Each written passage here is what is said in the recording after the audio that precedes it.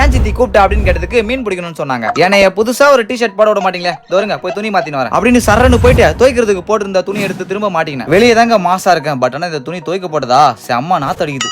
சும்மா வலையெல்லாம் எடுத்துக்கிட்டு கடலுக்குள்ள போற மாதிரியா குறுக்க வந்தார் கௌஷிக். நம்ம குருவிஸ்லாம் வாங்க மீன் பிடிக்கலாம். எங்க சித்திய பக்கெட் ஏத்தினோம் சொன்னேன், எம்மா நேரம் வந்துக்குது பாருங்க. அதுக்குள்ள நான் களத்துல இறங்கி குளத்துல இறங்கி மீனே பிடிச்சிட்டேங்க. இந்த மீன் துள்ளி குதிக்கிறதால அந்த அழுக்கு தண்ணி பூரா என் மூஞ்சிலே அடிக்குது. எங்களுக்கு தேவையான மீன்லாம் எடுத்துக்கிட்டு மீதி எல்லாத்தையும் அந்த தொட்டிக்குள்ளேயே கொட்டியாச்சு. எனக்கு ஒரு வீராப்புங்க, கையிலே எப்படியாச்சும் ஒரு மீனை பிடிக்கலான்னு பிடிச்சா ஐயோ காஞ்சி போன மாங்கா கோட்டை. ஏய் நீ அப்பாலே போ, எப்படியோ ஒரு மீனை பிடிச்சிட்டுங்க. ஐயோ இந்த மீன் குட்டியா இருக்கு, நீ போ, உன்னை அடுத்த வாரம் பிடிச்சி வறுத்துக்கிறேன். அதுக்கப்புறம் கொஞ்ச நேரம் ஜாலியா குளிச்சிட்டு இருக்கும்போது டமால் எனக்கு தெரியாமலே என் டவுசர் கேட்டான் தம்பிக்காரன். டேய் எப்படா கைட்ன டவுசரை குடுறா. டேய் உள்ளார எதுவுமே போடலடா குடுறா.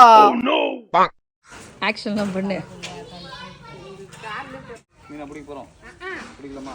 நான் போய்ட்டேன் கூலிங் கிளாஸ் கூலிங் கிளாஸ் போ. யா மீனா ஒரு ஹாய் சொல்லிட்டு போ. வந்து கடிக்கணுமா நீங்க மேரி வரியா எடுல. வேணாம் நரேஷ் அதை பார், கடிச்சிட போதுரா. கை கடிச்சிருமாவா